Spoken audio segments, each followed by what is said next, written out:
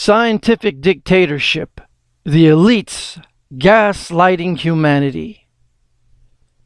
Our Constitution was made only for a moral and religious people. It is wholly inadequate to the government of any other. Without God, our constitutional rights will be relinquished by a dumbed-down American population, and science has been used to usher in atheism, the religion of the communists. Science is very well controlled. It's happening. We are losing our freedom in one of the most important sectors of society, science. I have always assumed that scientists were free to ask any question, to pursue any line of inquiry without fear of reprisal. But recently, I've been alarmed to discover that this is not the case. It all began when I met evolutionary biologist Richard Sternberg in Washington, D.C. His life was nearly ruined when he strayed from the party line while serving as editor of a scientific journal affiliated with the prestigious Smithsonian Museum of Natural History. Your office was over there? That's correct. This here is the West Wing. Directly ahead of us is the West Wing of the Natural History Museum. So now you're not there anymore because you're a bad boy. No, I'm not. No, I was exiled. You're a bad boy. You questioned the powers that be. What was Dr. Sternberg's crime? He dared to publish an article by Dr. Stephen Meyer, one of the leading lights of the intelligent design movement. The paper ignited a firestorm of controversy merely because it suggested intelligent design might be able to explain how life began. As a result, Dr. Sternberg lost his office, his political and religious beliefs were investigated, and he was pressured to resign.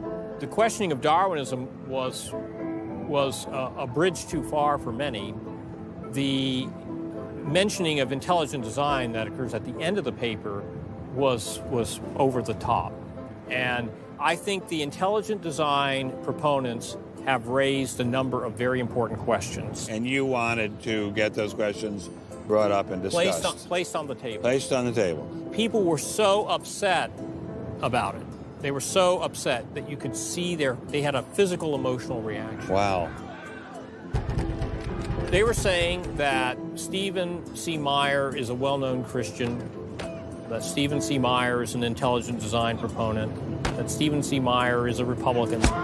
It was all couched in terms of religion, politics, and sociology. The way the chair of the department put it is that I was viewed as an intellectual terrorist.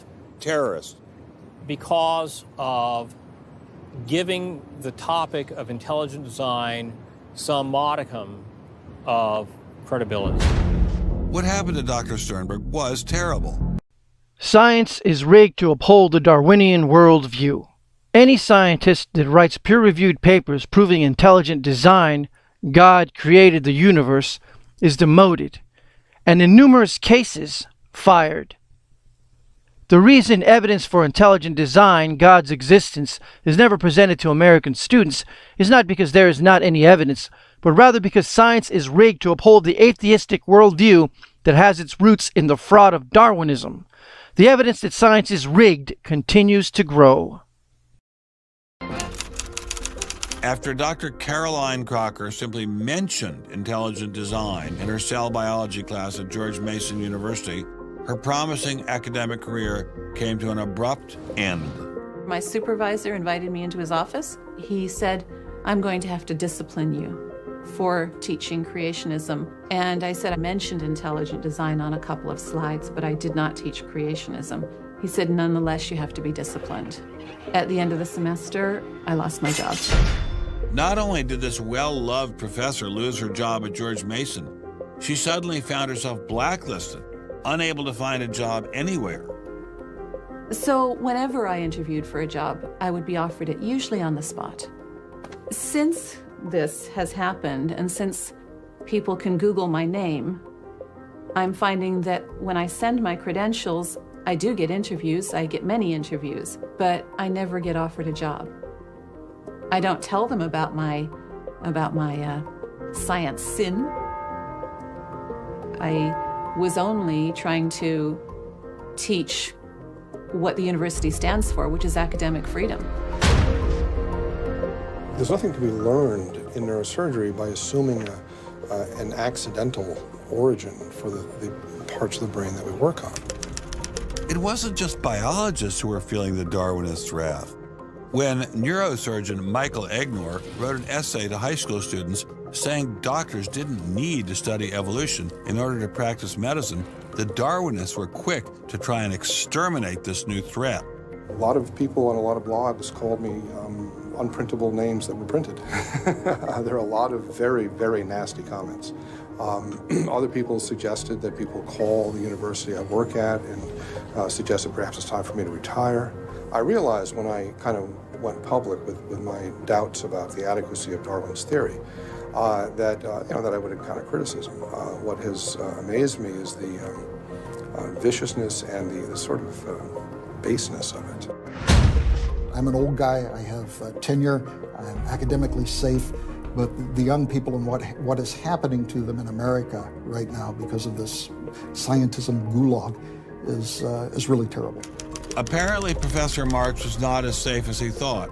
A few months after this interview, Baylor University shut down his research website and forced him to return grant money once they discovered a link between his work and intelligent design. In order to attract grants, you have to market yourself. So you put up sites and call yourself labs and groups and things like that in order to get visibility. And in my entire experience in academia, I never went to any superior and asked them any permission to put up any of these labs. So the fact that this was singled out, let alone shut down, is jaw-dropping. It's astonishing. I have never been treated like this in my about 30 years in academia. Shut up, you freak! I say shut up! It's a madhouse! If you peel back the onion, I think that there is no doubt that the center of this is my work in what some would call intelligent design. People really get emotional about this. Whenever you say intelligent design in a room of academics, them's fighting words. Creationists. Astronomer Guillermo Gonzalez found himself in a fierce shootout with Iowa State University following the publication of his book, arguing that the universe is intelligently designed. Despite a stellar research record that has led to the discovery of several planets, his application for tenure was denied, putting his career in jeopardy. I worried about my tenure a little bit in 2005 when the petition was being circulated because I viewed that as a strategy of Hector Avalos and his associates to try to poison the atmosphere on campus against me because he knew I wasn't tenured yet and I was very vulnerable. I have little doubt that I would have tenure now if I hadn't done any professional work on intelligent design. Dr. Gonzalez had this advice for scientists who might be thinking about following his example. If they value their careers, they should keep quiet about their intelligent design views. The rigged scientific establishment does not accept any evidence for intelligent design or for the existence of God, regardless of how many scientists provide evidence for it. Science is rigged to uphold the atheistic worldview that American students have been brainwashed into. Scientists know to keep their mouths shut about intelligent design. It's the kind of thing where you just learn to keep your mouth shut. In addition to those scientists who were willing to appear on camera, we encountered many more who didn't dare show their face for fear of losing their jobs. You use an intelligent design perspective to get the research done, but you're not allowed to talk about it in public. And so there is definitely incentive, if you think about it, for people to remain within the mainstream. You know, what's he up to? What is he thinking? Is he one of them? That kind of thing. If I write intelligent design, they hear creationism. They hear religious right. They hear theocracy. So it appears Mr. Shermer, the self-styled skeptic, was wrong on this one. Intelligent design was being suppressed in a systematic and ruthless fashion. Many scientists have a hatred for God and for intelligent design, and they are open about their hatred. The battle of evolution is only one skirmish in a much larger war. Science simply makes no use of the hypothesis of God. Science simply makes no use of the hypothesis of God. There are many scientists whom hate every aspect of intelligent design. Ask yourself, what has intelligent design given us? Nothing. We cannot accept intelligent design as an alternative scientific theory. They will never accept that we have a better argument. They just pester us and they waste our time. Here is David Berlinski, a senior fellow of the Discovery Institute Center for Science and Culture, whom exposes the fraud of evolution. Quand je t'ai vu au coin de la rue, tout est vide, j'ai cru que tous les deux, sur le ciel bleu, nous serions très heureux.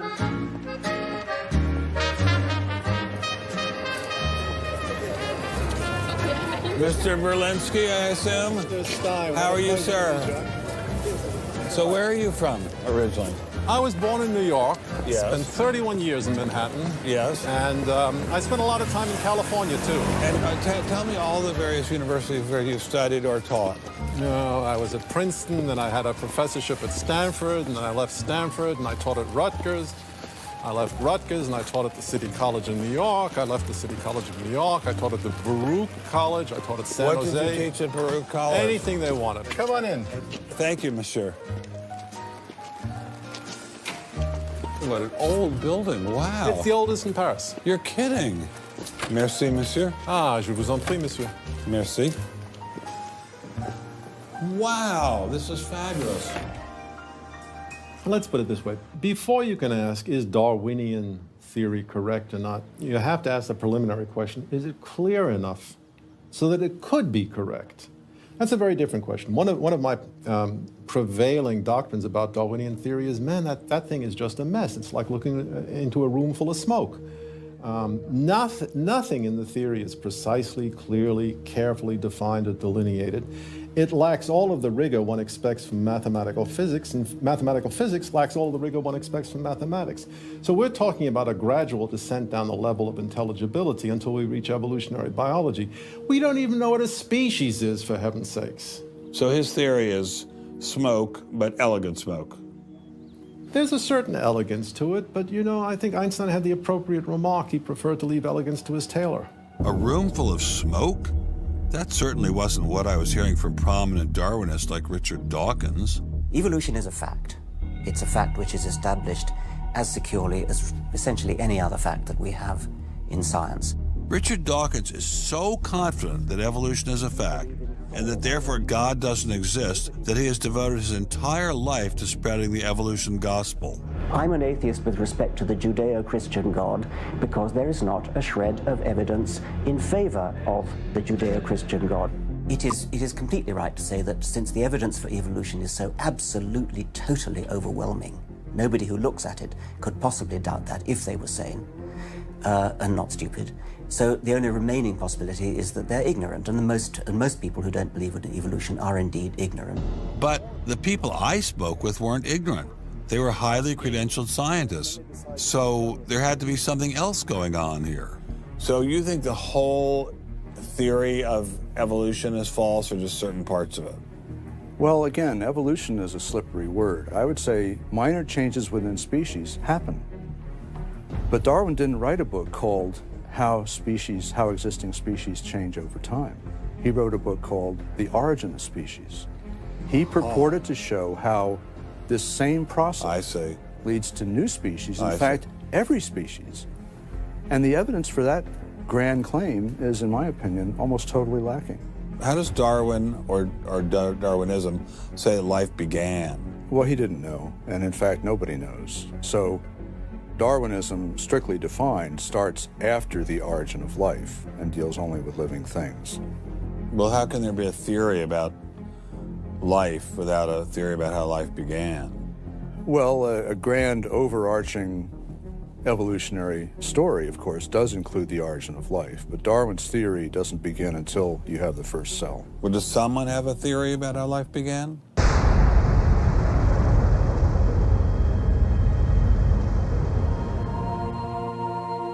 This is the story of a small planet in space called Earth. For a typical Darwinian explanation of how life originated, Dr. Wells directed me toward this documentary. The chemical elements essential for life, hydrogen, oxygen, carbon, and nitrogen, were now in place. What was needed was a way of combining them. Perhaps the energy came from lightning. Whatever it was. Excuse me? Whatever it was, energy managed to arrange these chemical ingredients in just the right way. Whatever it was? I was hoping for something a little more scientific. The most popular idea has been that life emerged spontaneously from primordial soup.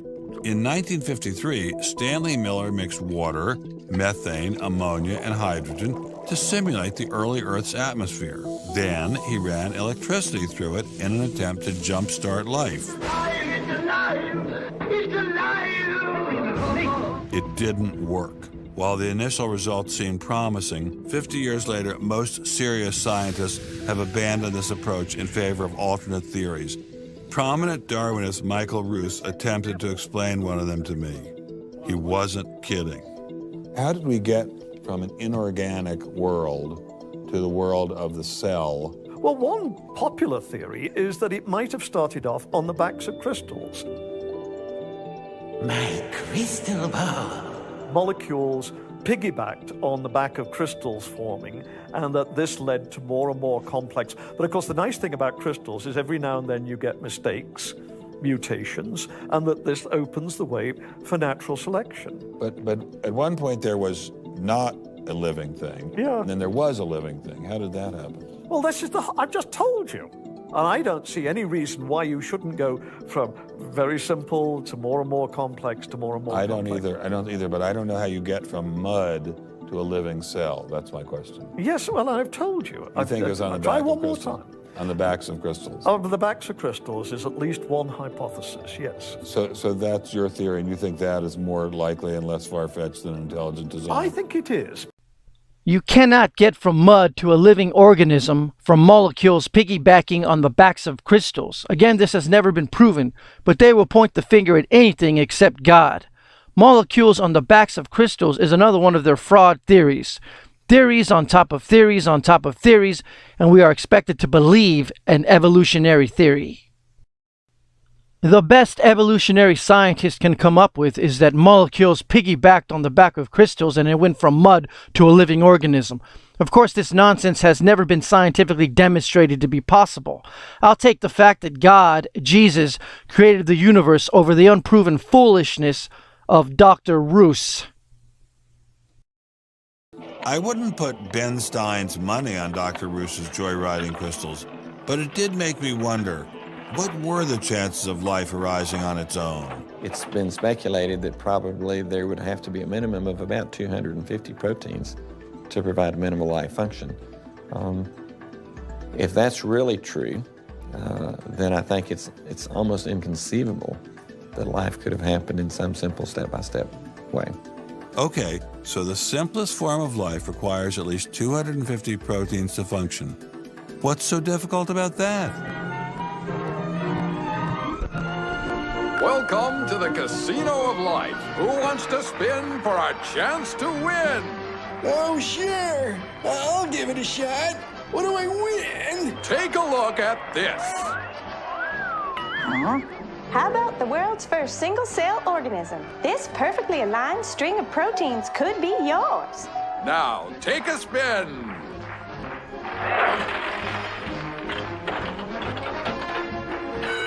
I won.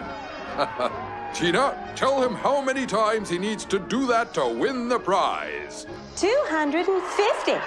That's right, folks, and all in the correct order. But that's impossible. We've heard that before, haven't we, Richard? Come on, Mother Nature, do your thing. You stupid machine! I hate you!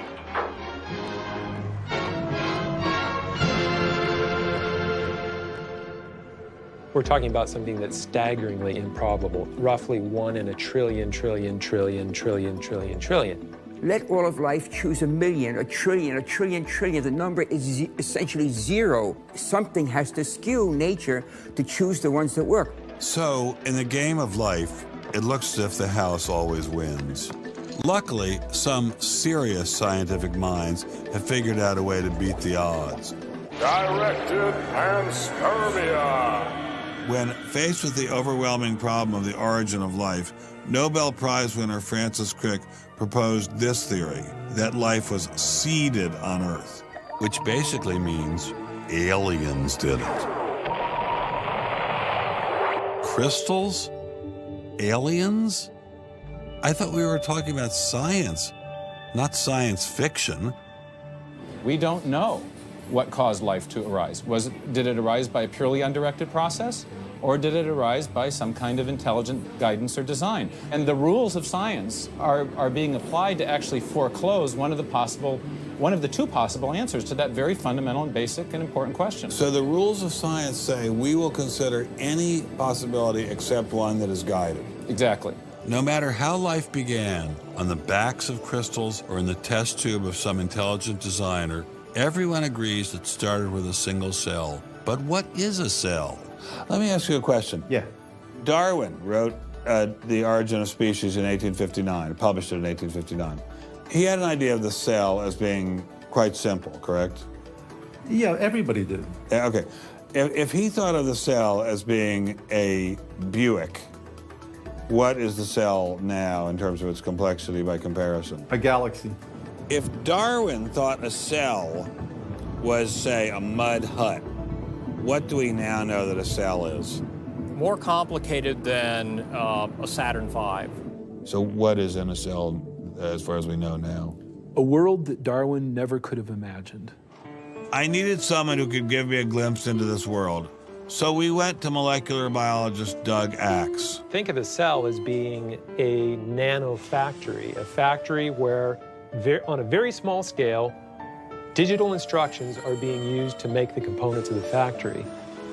Here we have the famous DNA double helix. You can see the two helical strands that are intertwined and wind around each other on the outside of the molecule. This is the material that stores all of our genetic information.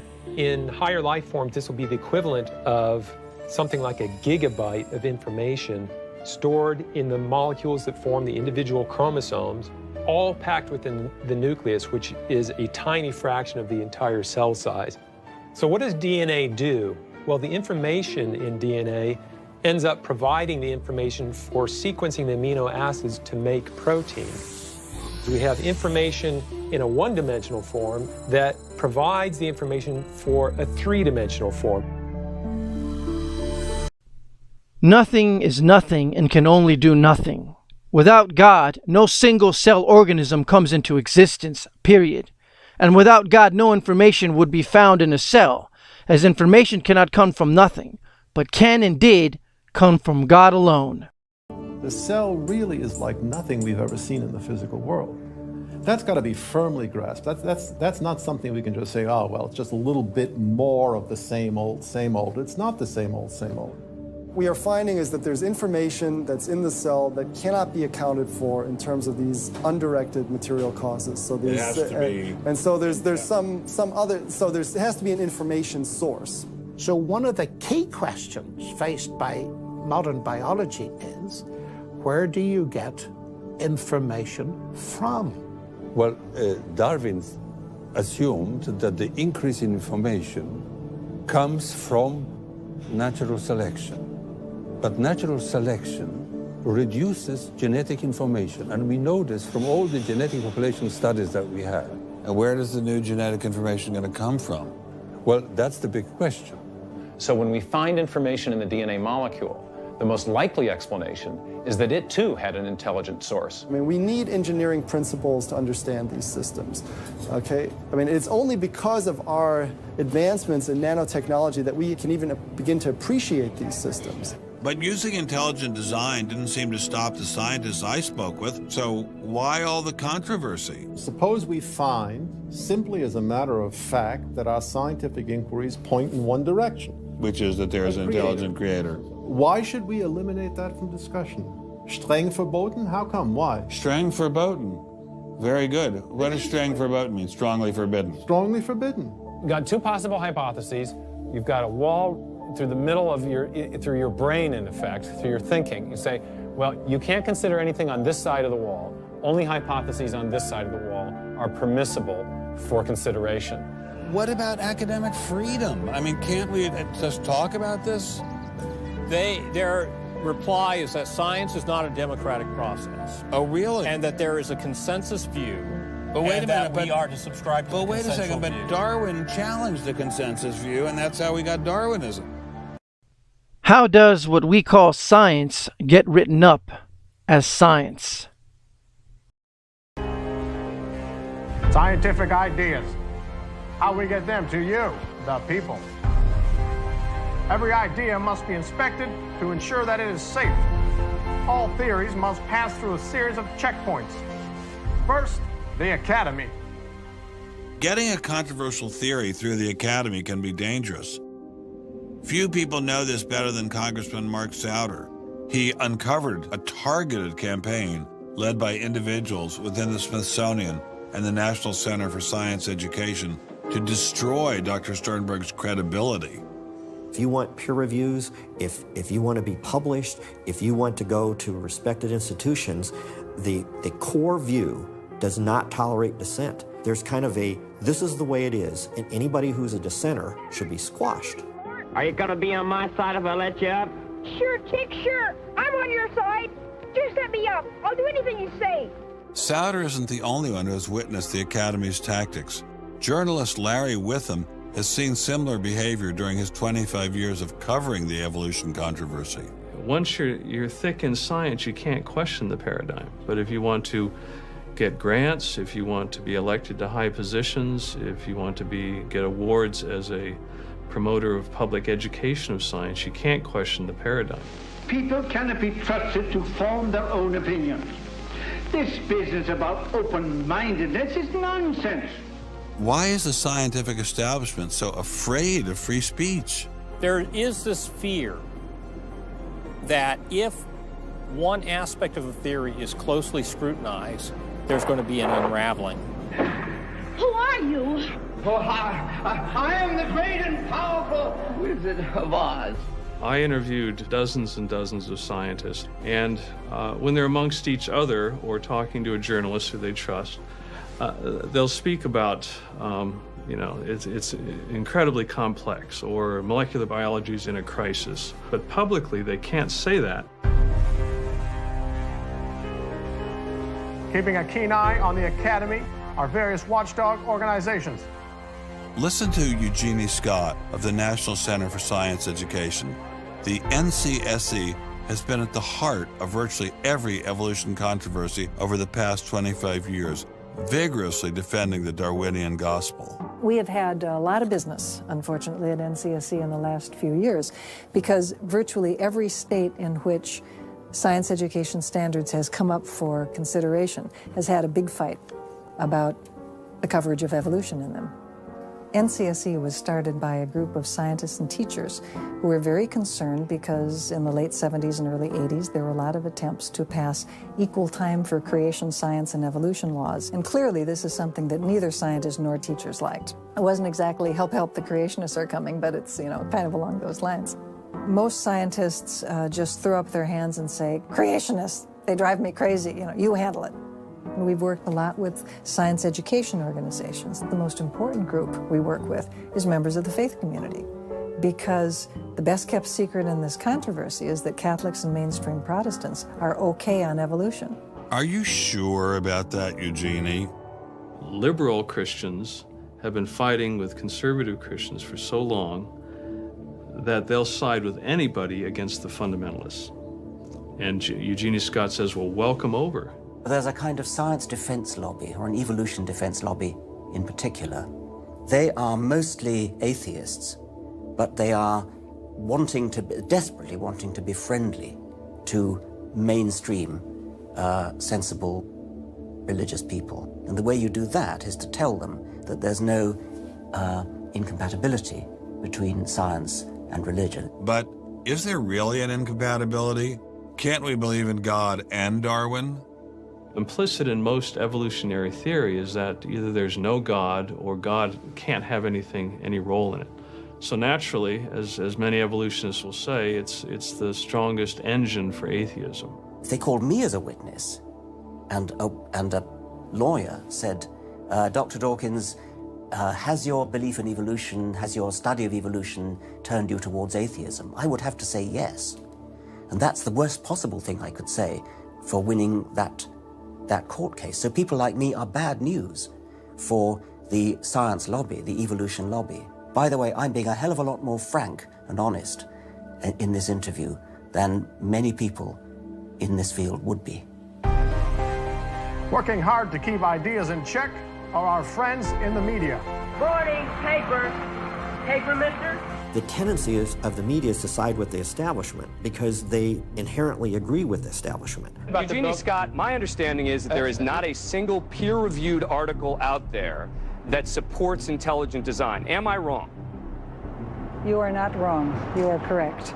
I believe that we get coverage, but we always get coverage like we're the outsider, not like it's an even debate. But instead of merely reporting news, he analyzes it, often expressing his personal opinions. We constantly deal with reporters who refuse even to report the correct definition of intelligent design. They, over and over again, talk about life is so complex, God must have done it. Just admit it, it's religion. Very simple. You just can't, it's religion. It's a wanton distortion of our position.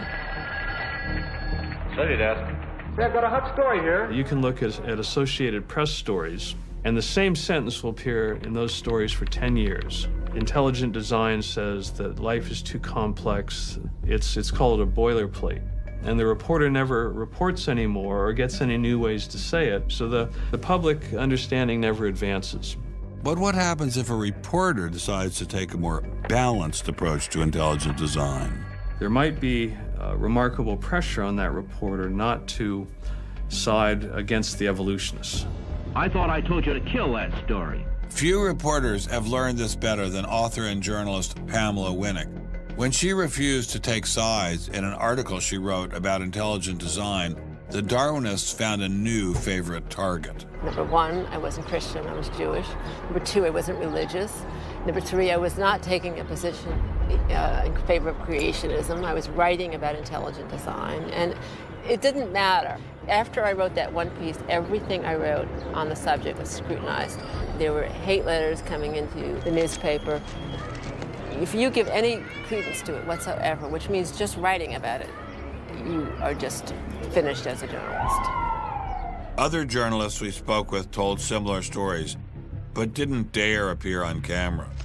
And now, the presses are ready to roll. When all other checkpoints fail, there is always the courts.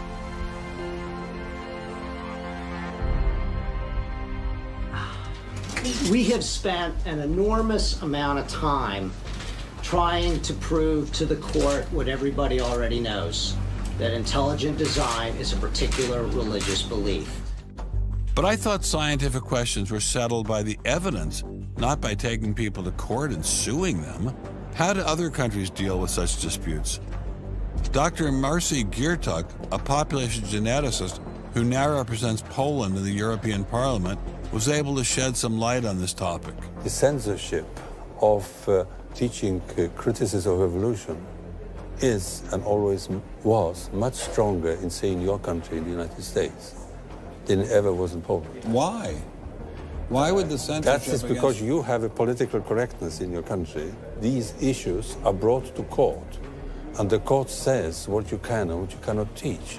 We want to know what you teach, what books you use, how you teach it. We never had that sort of way of deciding scientific issues in Poland. We never had the courts involved. So you are saying that as far as the teaching of science is concerned, Poland is freer academically than the United States? I think in this particular issue of evolution, I think this is true. But how effective are the courts in deciding such matters? What about the general idea that intelligent design is doomed as a result of several recent legal setbacks? I think court cases don't decide anything. I mean, if you look at the Scopes trial, who won that trial? It wasn't the evolutionists. I mean, it was the Tennessee law was upheld, barring evolution. And yet, in the popular imagination, Scopes is the hero. Inherit the Wind, that movie, which is really bogus history based on the Scopes trial, has carried the day. These issues go much deeper than any decision by a judge. The entire globe is today the site of a momentous conflict. It is the challenge of ideas.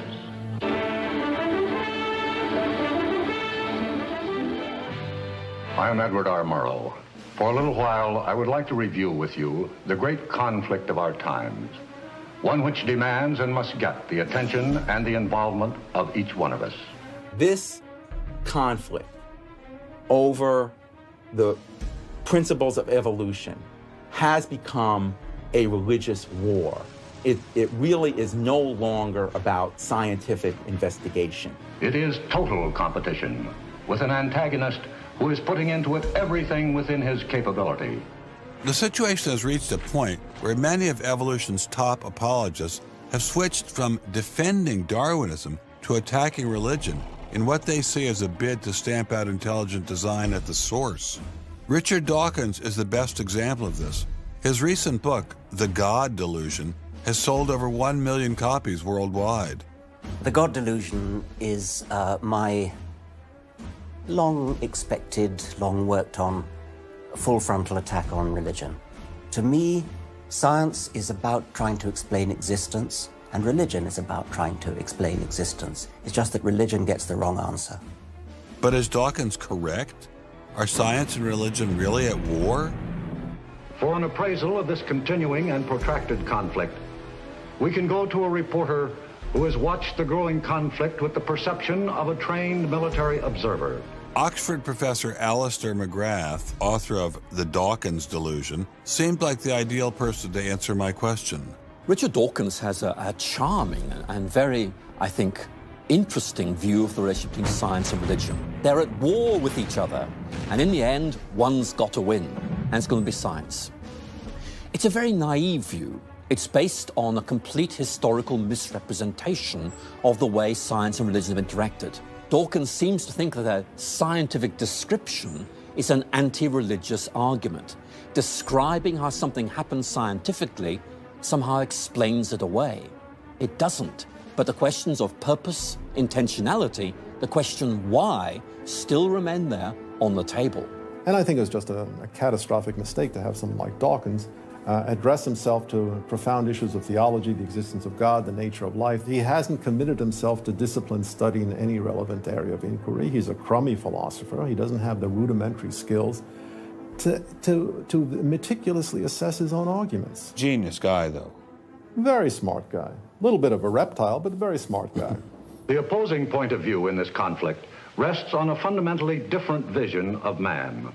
If you have two distinguished scientists, and in fact you can range many more on each side, as you know, saying exactly opposite things, that's telling me that the conflict is not between science and belief in God. Otherwise, you'd expect all scientists to be atheists. But it's a worldview conflict. It's between scientists who have different worldviews. You've got two competing explanations of the evidence. One says design, one says undirected processes. Both of them have larger philosophical or religious or anti-religious implications. So you can't say that one of those two theories is scientific and the other is unscientific simply because they have implications. Both have implications. People who tell you, for example, that science tells you all you need to know about the world, or that science tells you that religion is all wrong, or science tells you that there is no God, those people aren't telling you scientific things. They are saying metaphysical things, and they have to defend their positions for metaphysical reasons. What is being presented to the public is, first comes the science, and then comes the worldview. I would want to argue that that may not be the case, that it may actually be the other way around, that the worldview comes first and is influencing the interpretation of science. My deep regret is some people are so deeply entrenched in their own worldviews that they will simply not countenance alternatives. I'm actually a person of the left. And not even a particularly religious person. I think of myself as kind of humanist. And I think it's sending a very bad message to religious people who are interested in science that in some sense, in order to do science credibly, they have to leave their religious beliefs at the door. The founders of early modern science, Sir Isaac Newton, Robert Boyle, Johannes Kepler, Galileo, most of these early scientists all not only believed in God, but they thought their belief in God actually made it easier to do science. You can be religiously motivated and you can do good science. And they have more often gone together than not gone together. Admitting our biases is the best way towards rational discussion, which I would welcome. Rational debate is a nice thought, but it's nearly impossible in the current climate. I'd seen the chilling effect that this unquestioning devotion to Darwinism has had on science, but were there other consequences? Jesus stated that we would know a tree by its fruits. What are the fruits of the theory of evolution? No gods, no life after death, no ultimate foundation for ethics, no ultimate meaning in life, and no human free will are all deeply connected to an evolutionary perspective. You're here today and you're gone tomorrow, and that's all there is to it. Dr. Will Provine, professor of the history of biology at Cornell University, gave us another disturbing glimpse into where Darwinism can lead. Oh, I was a Christian, but I never heard anything about evolution because it was illegal to teach it in Tennessee. Dr. Provine's first biology professor changed all that. He started talking about evolution as if it had no design in it whatsoever. And I came up to him and I said, "You've left out the most important part." And he said, "If you feel the same way at the end of one quarter, I want you to stand up in front of the students in this class and tell them this deep lack in evolution." And I read that book so carefully, and I could find no sign of there being any design whatsoever in evolution. And I immediately began to doubt the existence of a deity. But it starts by giving up an active deity. Then it gives up the hope that there's any life after death. When you give those two up, the rest of it follows fairly easily. You give up the hope that there's an immanent morality. And finally, there's no human free will. If you believe in evolution, you can't hope for there being any free will. There's no hope whatsoever of there being any deep meaning in human life. We live, we die, and we're gone. We're absolutely gone when we die. Dr. Provine is no stranger to the prospect of death. Nearly a decade ago, he was diagnosed with a large brain tumor. Let's suppose my tumor comes back, as it almost certainly will. Well, I'm not going to sit around like my older brother did last year, and he was dying of ALS, Lou Gehrig's disease. He wanted desperately to die, but we couldn't help him die. I don't want to die like that. I'm going to shoot myself in the head long before then. I'm going to do something different. I hope these are empty words for my friend, Dr. Provine, because shortly after this interview was recorded, he learned his brain tumor had returned. I don't feel one bit bad about holding the views that I do. There's not anything in the views I hold that makes me, oh, I wish I had free will, or, oh, I wish there were a God. I don't ever wish that. Dr. Provine's deconversion story was typical amongst the Darwinists we interviewed. Biologist P.Z. Myers, who runs the pro-Darwin anti-religion blog Pharyngula, says science eroded his faith as well. I never hated religion. I found religion quite comfortable, and I liked the people in it. What led to the atheism was learning more about science, learning more about the natural world, and seeing these horrible conflicts with religion. And it was then, when I discovered evolution, when I discovered Darwinism, that I realized there's this magnificently elegant, stunningly elegant explanation, which I didn't quite understand to begin with. When I did understand it, then that finally killed off my remaining religious faith. After hearing these stories, I was not surprised to discover that most evolutionary biologists share Professor Dawkins' views. It appears Darwinism does lead to atheism, despite what Eugenie Scott would have us believe. And if you separate out the ethical message from religion, what have you got left? You got a bunch of fairy tales, right? I think that God is about as unlikely as fairies, angels, hobgoblins, etc. Religion, I mean, it's just fantasy, basically. It's completely empty of any explanatory content. And it's evil as well. Half the people in this country think that drugs is what you have to regulate to make us safer, and half the people think guns, that's what you got to regulate to make us safer. But I always think if you're going to regulate one thing that has the most potential to cause death and destruction, religion. You got to start with religion, and Religion is an idea that gives some people comfort, and we don't want to take it away from them. It's like knitting. People like to knit. You know, we're not going to take their knitting needles away. We're not going to take away their churches. But what we have to do is get it to a place where religion is treated at the level it should be treated. That is something fun that people get together and do on the weekend and really doesn't affect their life as much as it has been so far. So, what would the world look like if Dr. Myers got his wish? Greater science literacy, which is going to lead to the erosion of religion. And then we'll get this nice positive feedback mechanism going, where as religion slowly fades away, we get more and more science to replace it. And that will displace more and more religion, which will allow more and more science in. And we'll eventually get to that point where religion has taken that appropriate place as a side dish rather than the main course. In part, I think Matthew Arnold put his hands on it when he spoke about the withdrawal of faith. There is a connection between a society that has at least a minimal commitment to certain kinds of transcendental values and what human beings permit themselves to do one to the other. That got me thinking, what other societies have used Darwinism to trump all other authorities, including religion? As a Jew, my mind leapt to one regime in particular. The connection between Hitler and Darwin is, of course, historically a difficult connection because they were separated by a good many years. One was English, one was German. Nonetheless, if you open Mein Kampf and read it, especially if you can read it in German, the correspondence between Darwinian ideas and Nazi ideas just leaps from the page. Of course, you have to add every historical caution. Not everyone who read Darwin became a Nazi. Obviously not. No one is making that case. Darwinism is not a sufficient condition for a phenomenon like Nazism, but I think it's certainly a necessary one. This was a connection I had to explore personally.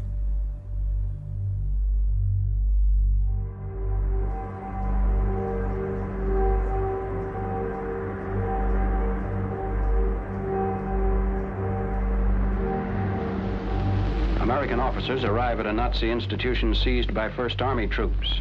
Under the guise of an insane asylum, this has been the headquarters for the systematic murder.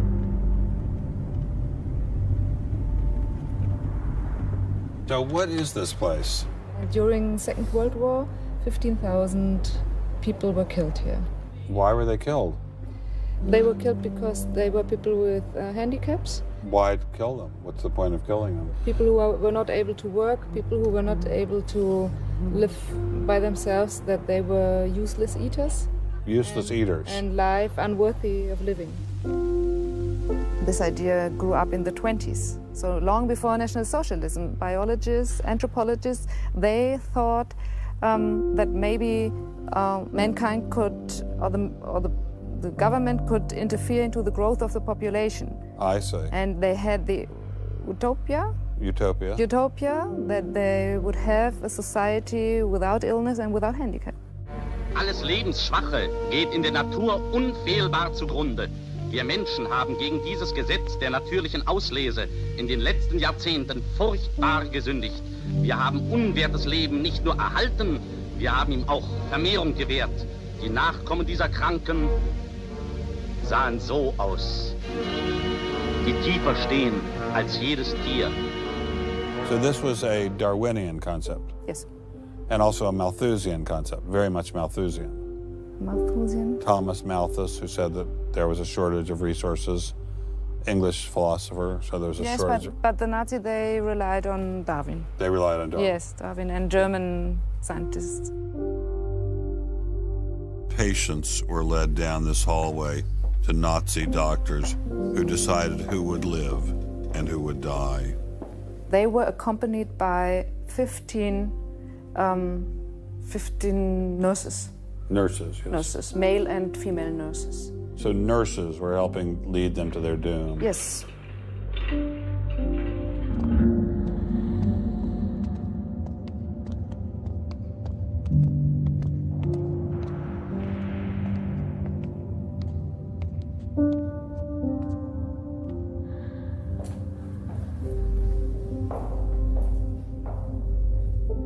So were the prisoners told they were taking a shower? Yes, they were taking a shower, and here was 1 or 2 showers.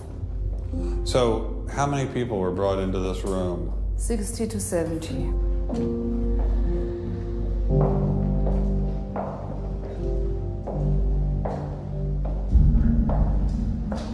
So what is this? This is the dissection table. Do you ever think to yourself, the sane ones were the ones lying here having their brains removed? The insane one was Dr. Gorgas and all the other people did? No, I don't think that, because I think those people who killed here, they were very sane, because they had their purposes. They had purposes? Yes. I don't think they were insane.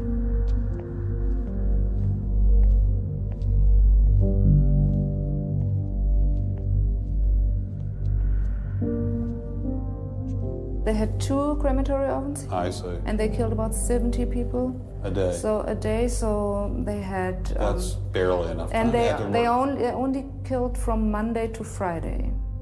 So... Because the people who were doing the killing needed to have the weekend off. If you met Dr. Gorgas today, what would you say to him? I don't know. I don't think that it's my role to tell him something.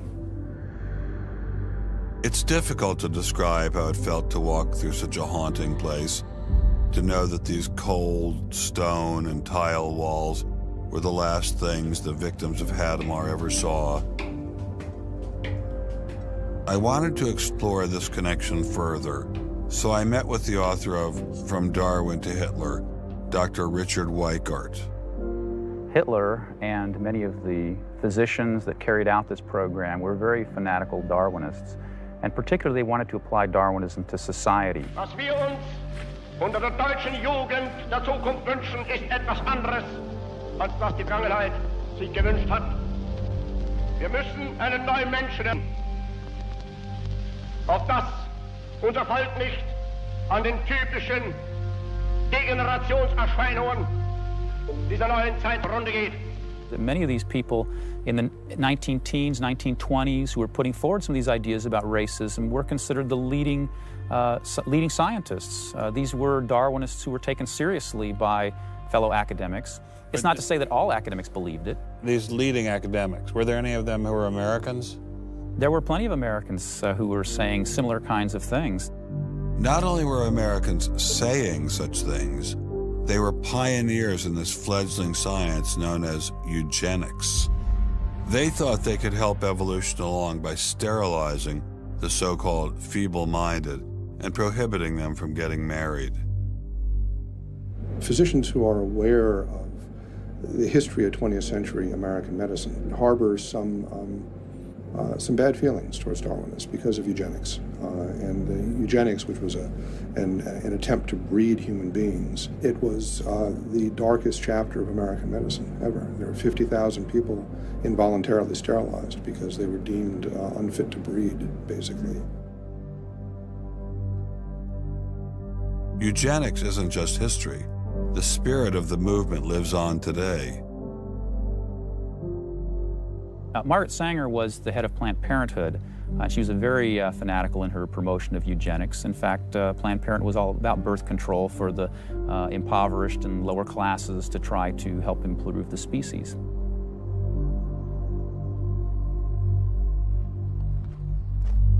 From Hadamar, I traveled with Dr. Weikart to Dachau, where the Nazis applied the ideas of eugenics on a massive mechanistic scale. when it was a fully functioning concentration camp, and what was the purpose of it? I mean, part of it was to repress political enemies. What was the rest of the purpose? Well, beyond the repression of the political enemies, which was its purpose at the very beginning, then later on it transformed into repressing racial enemies. And sometimes those categories overlapped because sometimes they thought that these people were political enemies because they were inferior biologically. The war itself was part of the Darwinian struggle for existence for Hitler. And he saw the extermination of the Jews as one of those fronts to this warfare going on as this Darwinian struggle for existence. Would you say that Hitler was insane? No, I wouldn't say he was insane. I think he had imbibed some very, very wrong ideas. And in fact, I think he took the logic of them in certain ways that brought him to take very radical solutions for them. Would you say he was evil? Oh, I'd definitely say he was evil. Is there such a thing as evil? Oh, I think there is. And is there such a thing as good? Oh, definitely. And evil can sometimes be rationalized as science. Oh, sure. And evil can sometimes be rational. When it's rationalized as science, and I think when it's rationalized in this particular way, in particular, I think Hitler thought he was doing good. He thought he was doing good? Oh, I think so. He thought he was benefiting. He thought he was benefiting humanity by driving evolution forward and creating a better humanity. Darwinian evolutionary theory's fruits have been a disaster for humanity. If Darwinism inspired and justified such horrific events in the past, could it be used to rationalize similar initiatives today? There's a good German expression, so fängt es immer ein. I mean, it always begins in the same way. Something to remember in the context of United States discussions of euthanasia and abortion. It always begins in the same way. There seems to be an excellent argument for getting rid of useless people by killing them. Or at least it seems excellent to the people advancing the argument. It's the love affair with death and, the euthanasia and this movement going on, which I find appalling. And the idea is that, immediately rid our society of anybody who might be a drain, and think of people in economic terms. And I think that's where some of the Darwin fits in, actually. It's just a devaluing of human life. First of all, if you take seriously that evolution has to do with, the transition of life forms and that life and death are just natural processes, then one gets to be liberal about abortion and euthanasia. All of those kinds of ideas seem to me follow very naturally from a Darwinian perspective, a deprivileging of human beings, basically. And I think that people who want to endorse Darwinism have to sort of take this kind of viewpoint very seriously.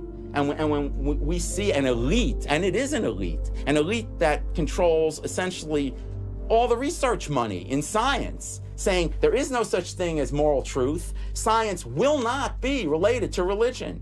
I mean, it's essentially official policy of the National Academy of Science that religion and science will not be related. I mean, hey, that cuts off a lot of debate, doesn't it? What's going to happen if this doesn't change? Well, I think we're watching it happen, aren't we? The elites are the Illuminati. The elites are the ruling aristocratic families headed by the Rothschild dynasty in Europe and the Rockefellers in America. Together with the rest of some very powerful elite families such as the Schiffs, Habsburgs, Hanovers, Warburgs, etc. They run this world's governments, banking, media, militaries, science, etc. These families are generational satanic interbreeding bloodlines, and truth is not what they give humanity. And when we see an elite, and it is an elite that controls essentially all the research money in science, saying there is no such thing as moral truth.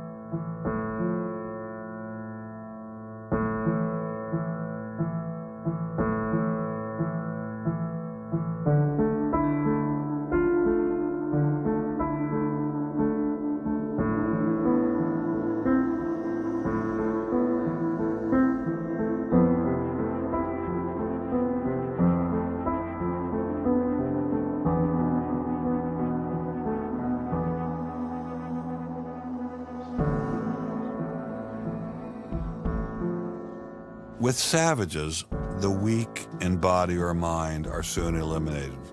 We, civilized men, on the other hand, do our utmost to check the process of elimination. We build asylums for the imbecile, the maimed, and the sick. Thus, the weak members of civilized societies propagate their kind. No one who has attended to the breeding of domestic animals will doubt that this must be highly injurious to the race of man. Hardly anyone is so ignorant as to allow his worst animals to breed. Charles Darwin, The Descent of Man, 1871.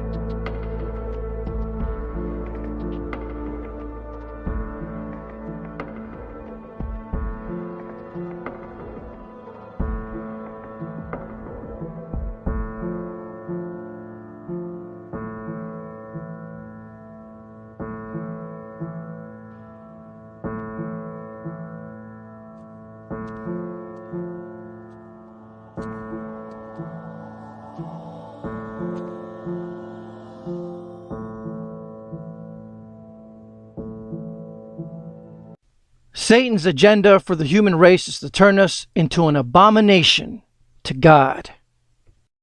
If Satan and his Illuminati elites get what they want for the human race, this will be the next human.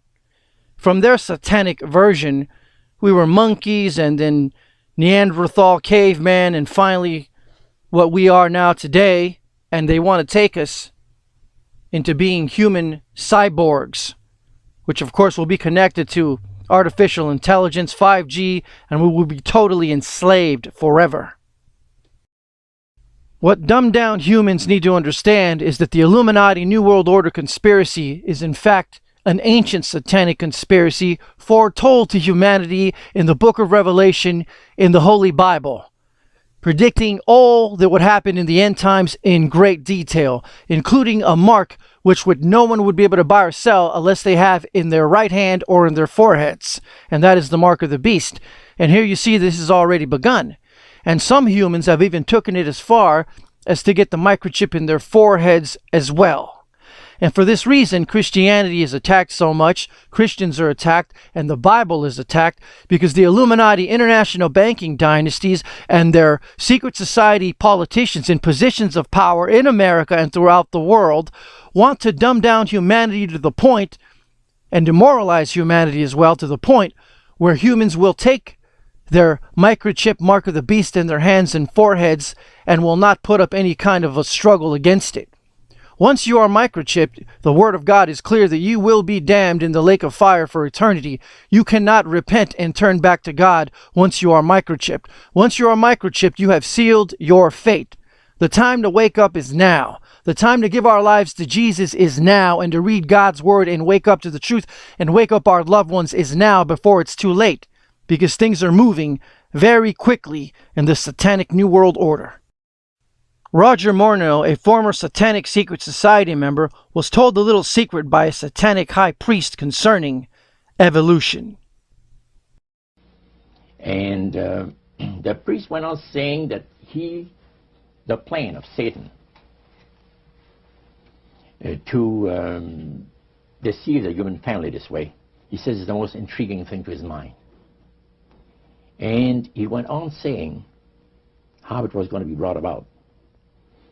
He said that a fellow by the name of Darwin and another fellow by the name of Thomas Henry Huxley, would be used by the spirits because in their childhood they had been hypnotized by medical doctors.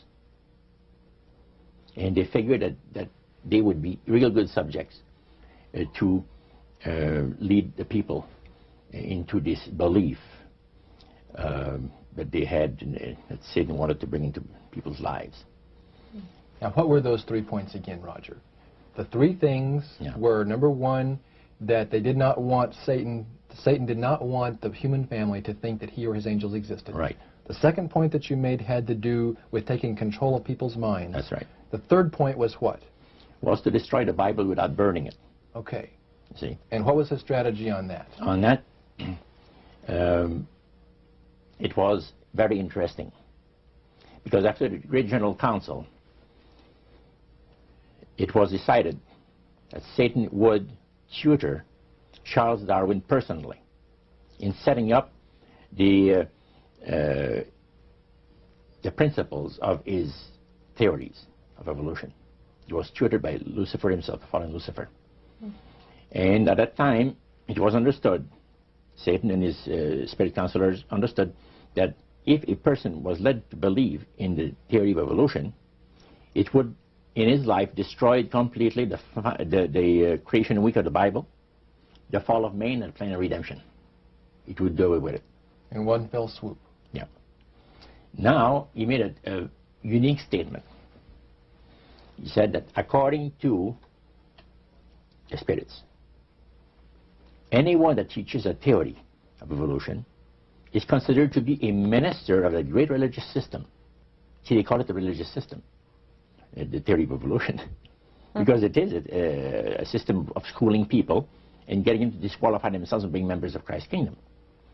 And he said that every teacher of that theory is recognized by the spirits as a person of great value and receives a very special unction from Satan himself, giving great power to induce spiritual blindness, to convince and convert.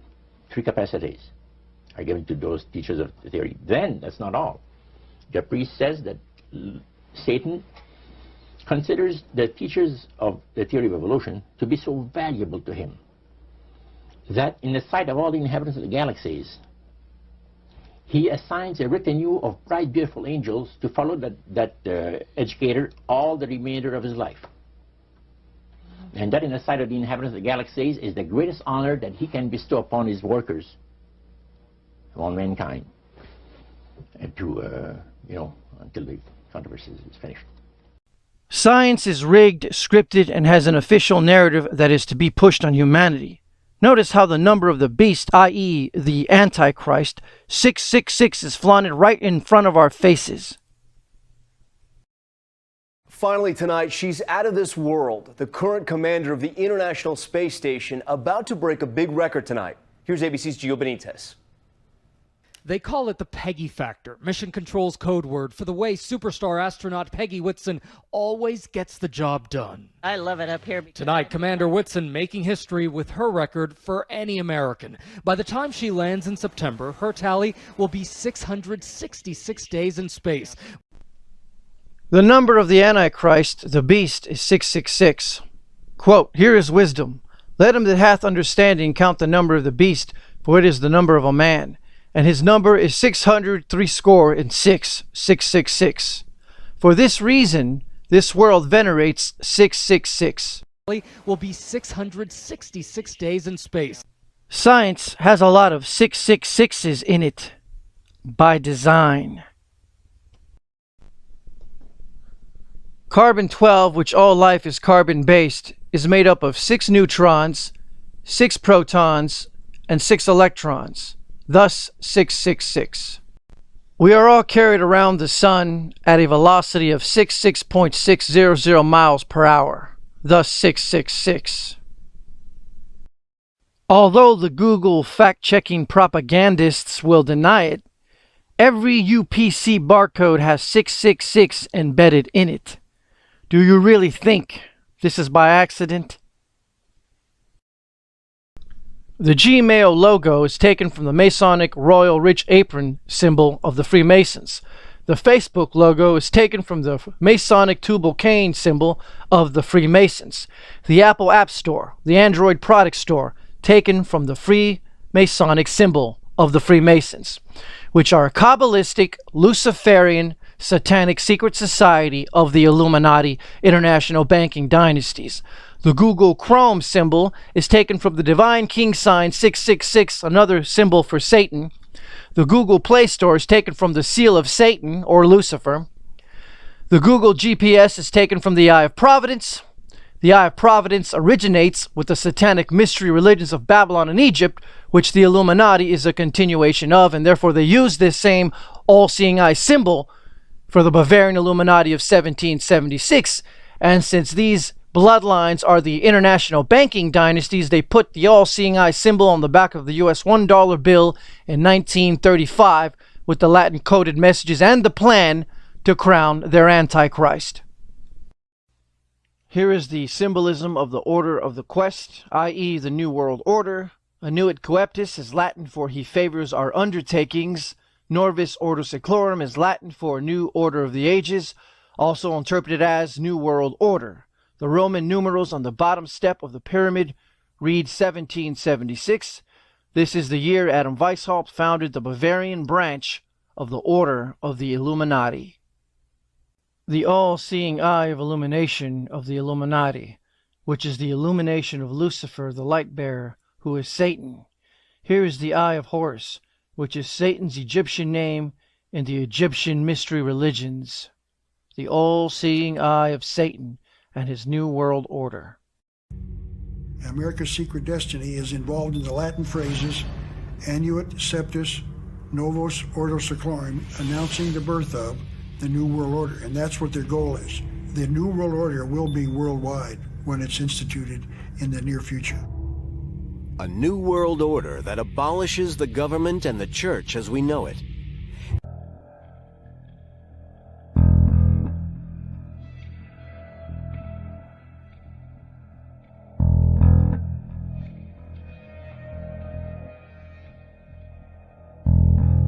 The pyramid is where they initiate people into this ancient mystery religion of a universe without a creator God. The lower 5 ranks on the pyramid are the well-known U.S. Freemasonic degrees. They form the foundation of the pyramid. Above is the Order of the Trapezoid, which is the beginning order of Satanism. Then there's the ancient and primitive rite of Memphis and Mizraim. Above that is Ordo Templi Orientis, which is Aleister Crowley's satanic brand of sexual masonry. Above is the Palladium, which is where a Satanist, occultist, or Luciferian marries a fallen angel or demon. Above that is the Illuminati, 13 generational satanic interbreeding bloodlines, whom sometimes recruit non-bloodline occultists into the Illuminati. Above the Illuminati, or rather within it, is the Grand Druid Council of 13, and above them is the Council of 9, which it is believed is ruled by an inner Council of 3 within the Council of 9. Above the Council of 9 is the 7, whom are the most powerful occultists in the world. And then there's An Sofer, which is Lucifer's Hebrew title, which means the light of limitless nothingness. And this is the Illuminati pyramid structure. The Illuminati's goal is to create the global government of the Antichrist, which the Illuminati and their puppet politicians call the New World Order. We have before us the opportunity to forge for ourselves and for future generations a new world order, a world where the rule of law, not the law of the jungle, governs the conduct of nations. When we are successful, and we will be, we have a real chance at this new world order, an order in which a credible United Nations can use its peacekeeping role to fulfill the promise and vision of the UN's founders. Folks, there is a new world order that's being created. In American foreign policy. Are we at a special moment which is being redefined? Or are we creating a new world order?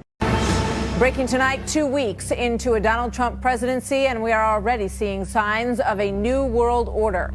This is a new world order that Trump has put in place because he's an advocate. It's not just liberals who do that, John. It's not just liberals who do.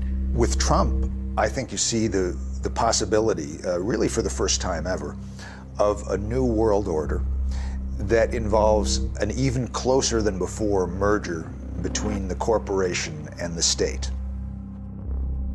You, your class, has an incredible window of opportunity to lead in shaping a new world order for the 21st century. New World Order is the headline in the Globe and Mail in Canada. Is this global governance at last? Is it one world, the central bankers in charge? But aren't we all just living and dying for what the central banks do? Of course we are. And we are absolutely slaves to central banks.